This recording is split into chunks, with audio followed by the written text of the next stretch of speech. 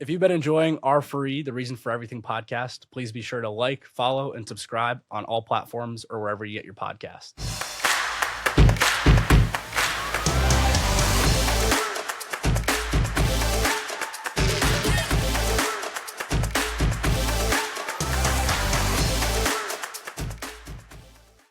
I have a handful of questions I'll tee up, and maybe the first one that'll maybe give you a little bit of something to tee off on. You're clear and unbothered. A person who trusts that life is happening for them and not to them can never be bothered. I've said that iterations of that quote so many times, and I know that you've preached that in your books and also on socials. And so I'd love to give you a chance to introduce yourself and dive into your concept of unbothered to get us started. For sure, man. Yeah. Thanks for having me. Yeah, I mean, by way of intro, I do a lot of things. I host a podcast, I write, I do a lot of music, do all these things. I joke that I share my feelings for a living. That's kind of my catch-all for what I do. And I used to say that as a joke, but really that's what mindfulness is, right? Mindfulness is the art of sharing your feelings with yourself. It's the art of being honest with yourself. It's the art of being honest with other people. But more so than that, it's also the art of listening to yourself so that you can learn to talk to yourself. And that's a big piece of what I think being unbothered is about. And that quote, that life is happening for you, not only to you. The art of arming yourself with affirmations and awareness that allows you to talk back to yourself. I think a lot of wellness, mindfulness, meditation is like, all right, be present in your feelings, feel how you feel, go to therapy and talk about how you feel. Great, immensely valuable. But we have to learn how to talk to ourselves. That is, affirm to ourselves what we know. If we only listen to ourselves, you're going to hear a lot of garbage because a lot of our thoughts are not real and are unfair, and there's deranged, they're unhinged. We have to learn to talk to ourselves. And a simple quote as reminding yourself that life is happening for you, not to you. Certainly, that's a very optimistic view of life, and I certainly in my life don't always think I have that mindset. But the ability to remind yourself of that. And then what comes from that, which is allowing yourself to reinvent yourself, to, not cave to imposter syndrome, whatever it is that's on your mind that's making you think that you're just a passive passenger in life and it's just happening to you and you have no say in the matter. Drawing a line in the sand and being able to say something like that in the quote, that is what mindfulness is.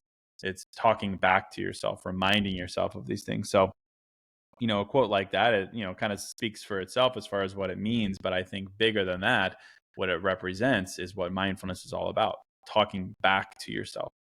I want to dive into your, mindfulness journey and really how you got to where you are. Before we do, what's the context that we should know about Case and, your upbringing? Were you, raised in a household that was very conscious of this mindfulness movement, all of the things that you discuss now, or is this kind of like a transition that I know obviously you started your show almost a decade ago now, 6-7 years ago, but as you're starting to think about these concepts, is this something that was kind of instilled in you as a kid, or is this kind of new learnings that you found in your adult life? No, I would say like most things, it's kind of a response to or a rebellion of sorts. Like I had a great upbringing and great supportive household. I think any inclination I had early on to kind of hold things in and be resistant to vulnerability was my own, not necessarily environment driven. But I just think growing up, and certainly in my early 20s, I just felt like I was two people, right? One person on the inside and one person on the outside. And I worked in technology sales for 12 years. On the outside, I was like, man, I like who I am. I run a team. I'm a regional vice president. I'm a leader. I'm a manager. I know how to close a deal. Let's take clients out. Let's schmooze them. Like I knew the directive. I had the blueprint. I was proud of myself. I was a type A hustler, leader, whatever. But on the inside, not so much that person. And I think everything that I do now, and the reason I started the podcast 6 years ago was in direct response to that feeling of these two different versions of myself, which, we could probably go way back in therapy mode and understand why that's the case. But for the most part, in 2018, all of this was in response to that. I didn't like that fact that I felt that there were two versions of me, inside Case, outside Case, version A and B. I just didn't like that fact. I wanted to be the same person on the inside and out. And a lot of that was practical, right? I was just kind of insecure, a little bit too introverted. I felt like, I couldn't be myself. And I obviously got over that, through practical means, just embarrassing yourself and learning to build confidence. But I think the gap between those versions was filled with a resistance to honesty, self honesty. So that's kind of where everything came from. I started the podcast literally just as, kind of like yourself, like as a challenge to myself to like, I would hop on there and just like force myself to have a point of view and record it. So I had a record of me sitting down and saying, here's what I believe and here's where it comes from. How can I ensure myself that I'm not just copying someone else or borrowing someone else's view of life? And it all started from there. And then what I realized through doing that was this was a form of very practical mindfulness, putting feelings on trial, examining and re-examining my thoughts. And then what I realized through that, of course, is that this is an essential practice in life. If we are not challenging ourselves, if we are not examining and re-examining our thoughts, our beliefs, our expectations of life, at a certain point, we have to get realistic and realize that we're probably not living with our own thoughts and expectations. They're other people's. We have to reevaluate them. And that's why, obviously I continue to do this so voraciously. But it's a very practical thing. It's mindfulness. Now, starting the show out of that kind of resistance of internal case versus external case, getting that off the ground, at that point, were you also knee deep in all of the mindset motivation work that's out there or that was out there before you dove into this space? I mean, there's so many books, so many teachings, I think, over the last couple of years because of TikTok and Instagram Reels. Everyone knows, the Gary V's of the world and the Tony Robbins of the world that just, go viral from their clips. But a couple of years ago, mindset motivation wasn't really a topic of conversation you'd be having with friends or just mindfulness in general. What was kind of your gateway drug, if you will, into the mindfulness space as you were kind of immersing yourself a couple of years ago? Yeah, it's a good question. I mean, to be honest, in my 20s, I was very averse to all this. Like, I like Gary. I've talked to him on occasion. I like his stuff. But in my 20s, I was always like, anyone who's trying to motivate me or heal me, I want nothing to do with them. That's silly. That's cheesy. Like, I always was a little bit cynical of self-development or therapy or anything soft or sensitive. I think it was probably ego talking of like, who are you to tell me how to live my life? So I was very resistant to it. So in fact, to answer your question, I never really have, even today, I don't really consume a lot of self-development content. Like, I'm lucky to be in a world where I know these people personally, and that's great. But I was never one to sit down and read a Tony Robbins book or listen to Jay Shetty or anything like that. It just was never my thing. And I think actually that's like kind of really serves me well. And that when I sit down and I talk about these topics, I end up saying the same things they say, of course, just through human nature and logic. But I approach everything through the lens of logic. It's like when I sit down and practice mindfulness on the podcast, it is like I am a lawyer trying to get to the truth. And I'm just using logic and logic and logic. I try to stay away from regurgitating things or just pointing to a study that says this or that, or doing what a lot of people do, which doesn't make them bad people, but like regurgitating what some of the thought leaders say. I end up getting to the same conclusion they have, but through the lens of normal human language. I try to stay away from therapy words and talking about narcissists and attachment styles. Like, I certainly reference them because they're very real.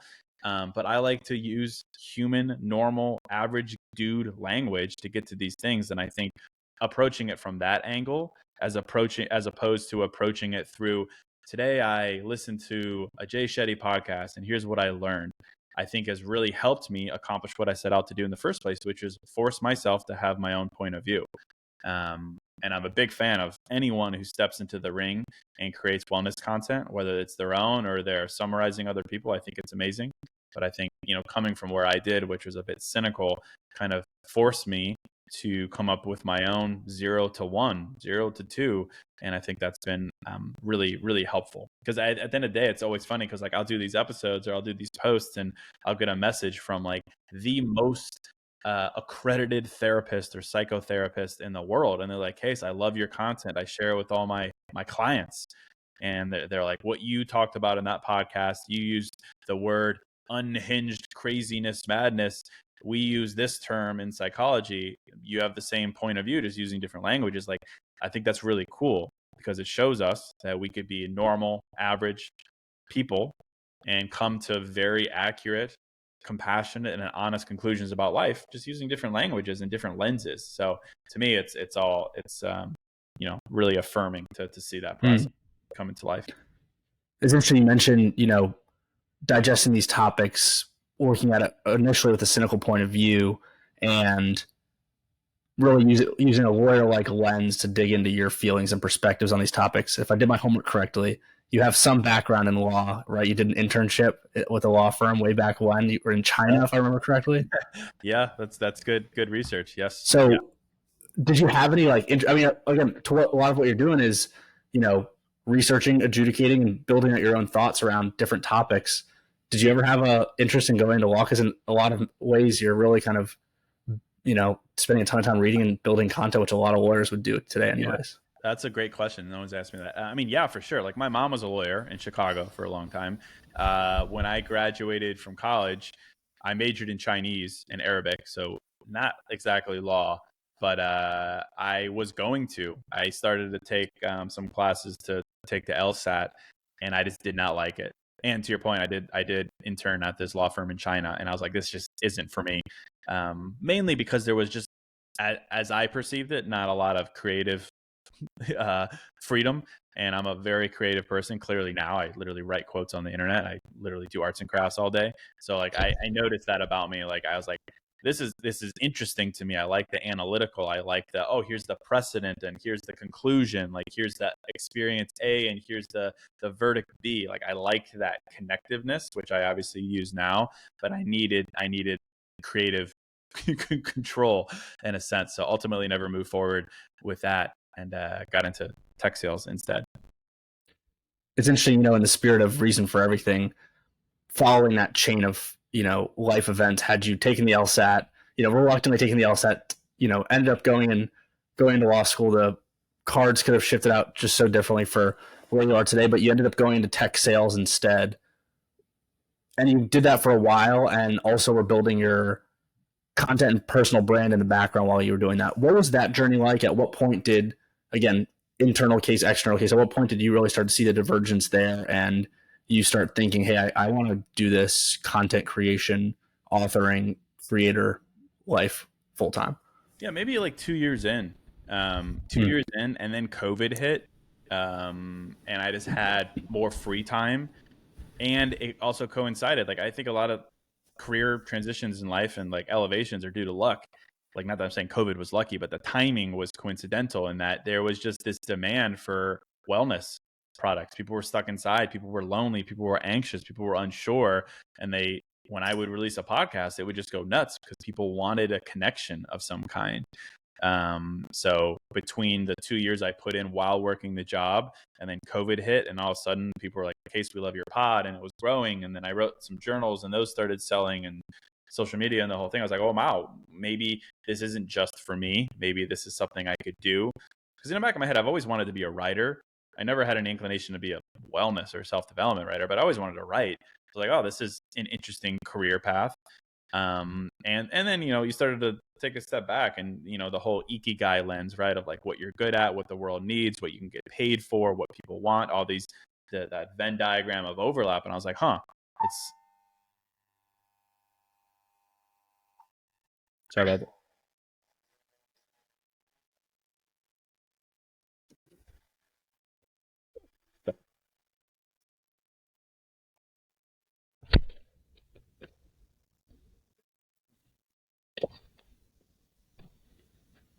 Oh, sorry. I thought I muted that. Sorry about that. That was an alarm in the building.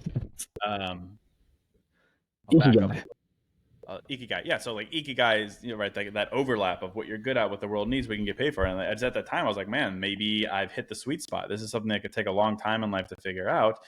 And then it was just the right time. Like I had worked at this company for a while. I started as an account executive. I was a regional vice president at the end. And, the company wasn't doing that well. And I I was like, man, if I'm going to continue to elevate myself in technology sales, I'm probably going to have to leave to go to another company and, transition to jump. And I was like, I don't know if I want to do that. So why not just kind of end it here and take a jump, a leap, and give it a shot for a year and see what happens. And that was, 3 years ago. I talk about the leap of faith that amazing amount of courage that it takes to step away and pursue your ikigai, whatever, or what you think your ikigai might be full time. I haven't really met or spoken with anyone that's done that and then stepped back and gone back into the corporate world. Yeah. When you made that initial, and I think there's a reason for it, and I feel like, at some point in my life, I'll be there too. How soon that is, I don't know, because I feel like I have too much of, a finance, study finance in school, too much of a finance mindset, all of that. That's kind of holding me on the other side of what I talk about with people like yourself all day long. But that said, what was that like for you stepping away full time? There was a lot of uncertainty in the world. You started publishing your journals or posting your journals and selling those. They were doing well. But what was that like for you? I mean, you went from a long career in pretty typical corporate American life to being a creator, and creator has, different associations to it now. But at the end of the day, you're creating all sorts of things right now. Yeah. What was that like for you? Were you ever like freaking out and thinking you're gonna have to call your old boss back and jump back in? Again, there was a lot of uncertainty in the world at the time when you did that, but walk me through what your headspace was like at that time when you made that leap of faith. Yeah, I mean, it was a big change. Like I for a poetic headline, like I swapped Salesforce for, a Word doc, and I would just write all day. So it was an entirely different reality.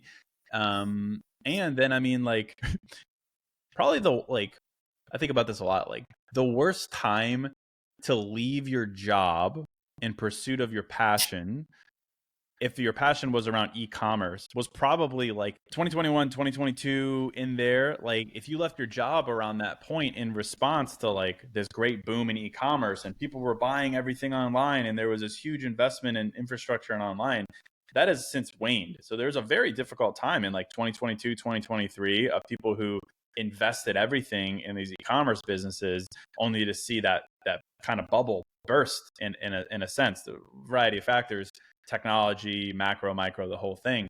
But there was a moment after I quit, I was like, oh my gosh, like maybe this was the wrong move, because I was selling hundreds of thousands of these journals, and then things got more difficult, as anyone who ran an e-commerce business faced. So there certainly was times like hot off of when I quit, I was like, oh man, was this like a bubble that I had the privilege of serving some time in, and it just wasn't for me. But ultimately, I think you learn a lot, certainly about what you're good at and how to make a living from it. If you want it enough, you'll figure it out. And basically what I learned is like, if you're good at something and you have a passion for it, you'll figure out ways to make money. Like I realized quickly that you can't just put all your eggs in one basket financially. Figured out a lot of ways to make money off of what I was passionate about, not just the podcast or writing books or journals, but like speaking, writing for other people, consulting for brands, and doing these things. So it was really an affirming period in life to realize that I could start at zero and build from there. And it's always a challenge. You talk to anyone who's a creative, author, writer, podcaster, whatever, content creator, even influencer, sure. Like if they're being honest, no one is certain, because things change so much. Mm-hmm. Algorithms change, consumer demand changes. It's a competitive space. Writing books, it's all very competitive. So I think it's always, you're always going to have an element of uncertainty, which I think is healthy because it keeps you moving. And then you also realize that like the money that you'll make 6 months from now comes from today.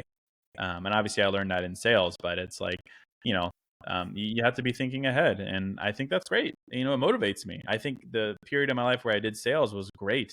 It taught me the value of doing difficult things over and over and over again to get the result you want 6 months or a year from now. So certainly there was that leap of faith, and it was unsure in the beginning, and then unsure a month later, and then unsure 3 years later. But I think the one thing that did bring an element of certainty was that, I am and always will be capable of overcoming or pivoting or evolving or whatever verb I need to embrace in order to continue to move forward. I find myself thinking about, reading about, talking about being in alignment a lot these days. And again, back to the point of internal versus external feeling. You obviously came to that conclusion a couple of years ago and made the leap of faith to pursue your career now full time. What do you do in today's day and age when you feel yourself out of alignment? What's your framework like to realign, get back to equilibrium, and whether it's a decision you're making or a new opportunity? And yeah, let's call it a new decision that comes about. How do you make sure you're in alignment, and what's your kind of checklist internally like for that? Yeah, it's a good question because I'm pretty open minded as far as like where things lead me. I think the danger that a lot of entrepreneurs and creators face is like, well, this has worked for me. It worked well once, or it worked well for a year. I just need to pound the pavement with that, and everything will be okay. I certainly think do one thing really good, own something, build a brand around something specific. But I think we need to be open minded. So I definitely am open minded to the path and people, and I love meeting new people and just chopping it up. And you never know when a small conversation can lead to a big change. I don't know. I think for me, I come back to a mindful element of like what is my goal exactly? Like most people, you say like, what are you doing? Like, what's your goal in life? Most people are like, I just want to be happy. And I think that's a tough goal to deliver upon. Or I want to be successful, tough goal. To me, and I know this sounds a little cheesy and patronizing, but my goal genuinely is I just want to be proud of myself. And I think all the good things that I want will come from that, because being proud of yourself requires action. And as long as I'm doing something, either the same thing because I'm committed to it, or I'm willing to try something else, even though it makes me uncomfortable, as long as I'm doing it, I'm good. So, to me, in those moments of where I'm feeling a little off or whatever, the question is like, in this moment, am I proud of myself? And if I'm feeling off, it's likely because I'm not doing something that I feel a pull towards, or I'm doing something that feels forced. So asking that question of, do I feel proud of myself? No. Okay. Why, where, how? Let's dig into it. Let's be a lawyer for it. That usually brings me back online with, all right, let's recalibrate. Let's go back to the thing that I feel pulled to, or I need to try that thing I'm putting off because I'm scared or whatever. So that question usually brings me back. Super helpful. Yeah, it's interesting to hear, the actual mechanics of what someone like yourself does to get rebalanced. How about, on the more physiological side of it? Obviously, there's, all of the cold plunge sauna folks of the world. But yeah, what's like the case routine like? Just to, again, you wake up in the morning, get yourself back to baseline. What's that like for you as you're getting on your day as an entrepreneur? Yeah, I mean, it usually involves coffee and house music. I mean, it's usually that simple for me. Like coffee on the wake up and feel energized side, and then house music on the vulnerable headspace side. Like I do a lot of music, but like as a creative, like I don't think I've ever written anything or created anything of merit without some kind of house dance music playing in the background. For me, it is just the ultimate creative catalyst. It makes me feel energized and vulnerable. There's something to the pattern of house music, which is break, build, drop, break, build, drop. It's very progressive. It's build, it's melodic. It's got all these elements that kind of parallel a creative process. And, it brings me back to myself. So as simple as an answer as that is, I don't really do a lot of, red light or cold plunge or anything like that. It's usually coffee, house music, maybe a walk with my girlfriend, get outside, move, maybe work out, classic stuff. Then for the most part, it's write. Start writing, give myself a prompt and start writing. And usually that's that'll get the juices flowing, and we'll get back to a state where I feel more, inclined to be proud of myself. Who's on repeat on your house music playlist right now, and who would be like dream case blank collaboration? Oh, that's a good question. I don't know. I mean, in Miami, it's a lot of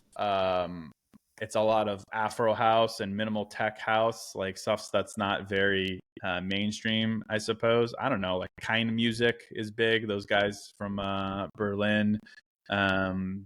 I don't mean, I'm lucky to do quite a bit in house music with DJs and producers. Like I've worked with a lot of the like larger commercial guys, Martin Garrix, Griffin, folks like that.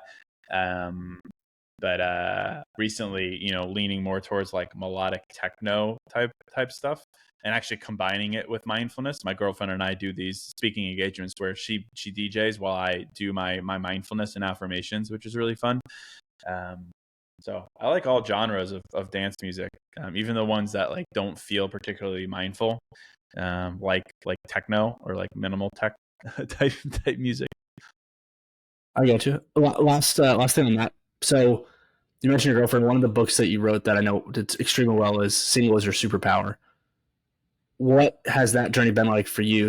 Authoring a book like that to being in a relationship now. How's your relationship with that book and what you're preaching in that book? As you talk to your supporters? How has that changed for you? I mean, the only thing that's changed is that now I'm in a relationship. Like I am the huge advocate of being single and not allowing "why are you single" to be a stigma. In fact, I'm writing a book right now that'll come out later this year, and it's about being in a relationship. But the purpose of both books is the same. It's the idea that in life, the purpose of life is the same, regardless of if you're single or you're in a relationship. The purpose is the same. It's just about how you do it and who you do it with. So those books are very accurate portrayals of who I was at the time in life, but the connective tissue is still the same. It's not like you're all of a sudden a different person. You just have a different relationship status. So, single is your superpower is part one of my next book, which is how to get the most out of a relationship that came from your time as being single, as the underlying value of that relationship. So yeah, it's been cool to be able to write things that kind of mirror my life journey. I wrote that book when I was 31. I'm 35 now, 30, 32 maybe. So it's cool to see the evolution. I'm sure if I were to go back and read that right now, I'd probably cringe a little bit. It was when I was younger.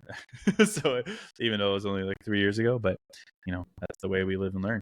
I look back on stuff I did last week or content I made last week, and I cringe at it. So I hear you. I get you. Fair. How about, again, all of these things you're creating, whether it's on the music side or on the, authoring side, they're all your brain children. You care about them equally, but you mentioned, your goal is being proud of yourself. Do you have a particular, output that you've done that really just fills your cup up, and, whatever psychology or therapy term you want to put in there, but do you have a particular output that you think back on and you just are overwhelmingly proud of yourself more so than the others, or is it all pretty, even for you?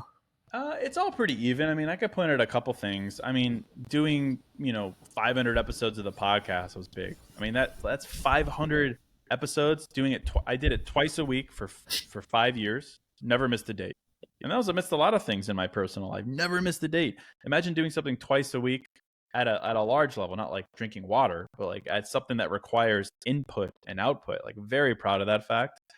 I was on the Today Show. I was proud of that. I never thought I'd be on the Today Show talking about mindfulness, the very thing that I was averse to 10 years ago.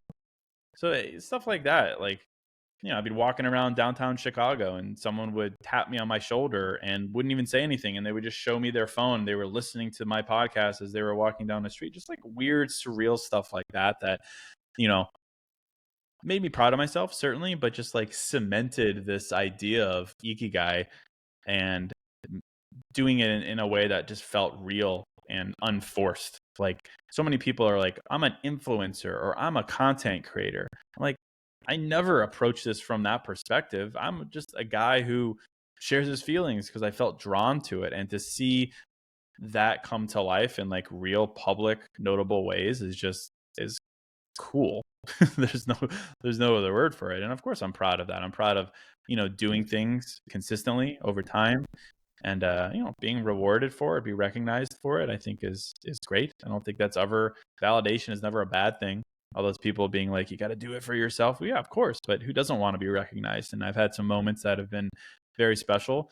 And there's times, to your question earlier about doubts, and all it takes is one message or someone being like, hey, Case, like, your podcast really gave me something to think about. Boom, I'm back, baby. I'm back. The little things like that. So yeah, it's been great journey, and I'm looking forward to even more. As we round out here, do you believe in serendipity? You mentioned the person on the streets of Chicago, showing you their phone and showing you that they're listening to your show. I think about, in random chances where you're turning the street corner and you bump into someone. I think about all of the lefts and rights, all of the micro decisions that I had to make to have that happen. Do you believe in like serendipity and that whole realm? Of course. And I don't believe it's ever a coincidence. Like, a lot of people are like, wow, that's such a coincidence. I don't think it's a coincidence. I'm not too spiritual in the sense of like, your angels guided you together. I think sometimes I accept that the universe is doing stuff on my behalf. As long as I'm willing to get out of my own way, it'll bring me to the right spot. I remember one occasion specifically in Chicago for Lollapalooza in like 2017. At the time, I had a newsletter that I was writing called Pursuit, and it was kind of not doing well, and I was considering giving it up. And I remember being at Lala like a douchebag with like my shirt off, just drinking tall boys. And some dude came up to me and was like, "Are you Case from Pursuit?" And this was at a time like no one would recognize me because I didn't have like a forward facing persona. I was just a guy who wrote a little newsletter. I was like, "Yeah." He's like, "Dude, love the newsletter. Keep it up." And that was like a weekend where I was like, "I'm probably not going to write it on Monday because I'm tired of it." And that little thing kept me going. And ultimately, I didn't continue that business, but it kept me going writing. And that's what led me here. So that dude, I have no idea who he was. And that little thing, talk about serendipity and a crowd of people at Lollapalooza, led me here. So like the downstream effect of these little things has immense impact on your life. So certainly believe in it. I love it. Hopefully, you get a full circle experience with that guy someday. You never know. Yeah, I would love to thank him. How about, you mentioned 10 years ago, you would have never believed you doing what you're doing, talking about mindfulness in this space now. What do you think the next 10 years hold for you? What's, again, not in the sake of getting your own way and trying to hold the steering wheel so tight that you can't let the, universe or whatever work for you. But what do you see the next 10 years hold for you? Just in, high level case vision boarding. Yeah, it's a good question. I mean, for one, authorship, like I want to write a huge book. I want to write an Atomic Habits book that is sold tens of millions of times. Like I want to do that. From both the perspective of I've always wanted to be an author, and what author doesn't want to sell books, but also from the perspective of helping as many people as humanly possible, giving them something they can consume. But also, I don't know. I mean, I'm really drawn lately to doing things in person and getting off the internet. I don't want to just be a guy who writes quotes on the internet. I want to be a guy who breathes life into people in person.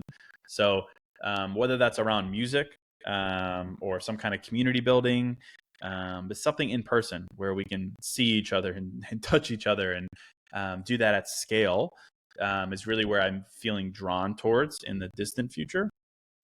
More than that. I mean, it's like my passion is infusing mindfulness into like cultural moments that just make sense, whether that's music, writing, journaling. I've released a lot of products that are in like Target and Walmart. I released a candle line. I've done these things.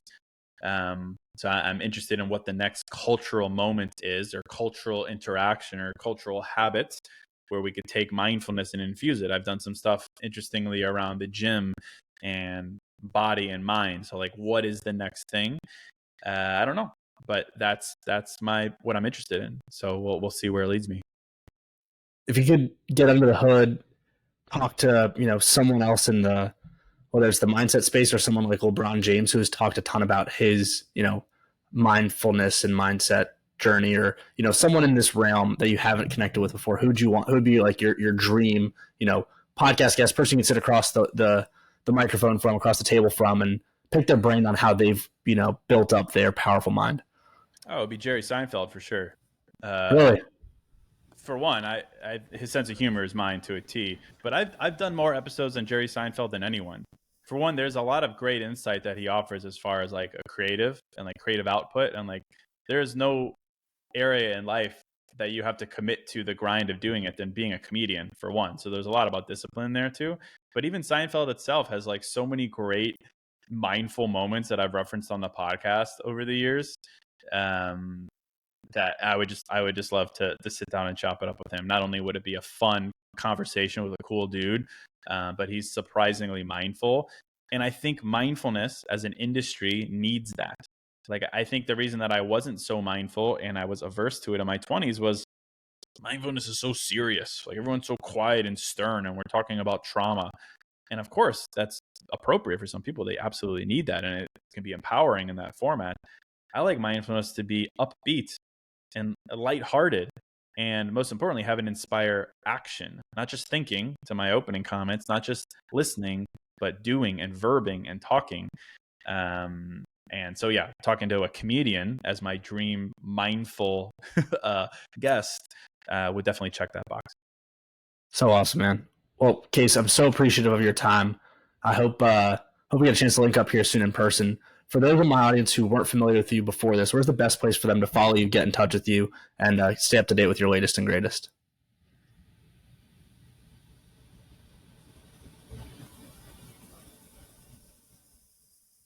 For sure, man. Well, I appreciate you having me. It's pretty simple. Just case.kenny on Instagram.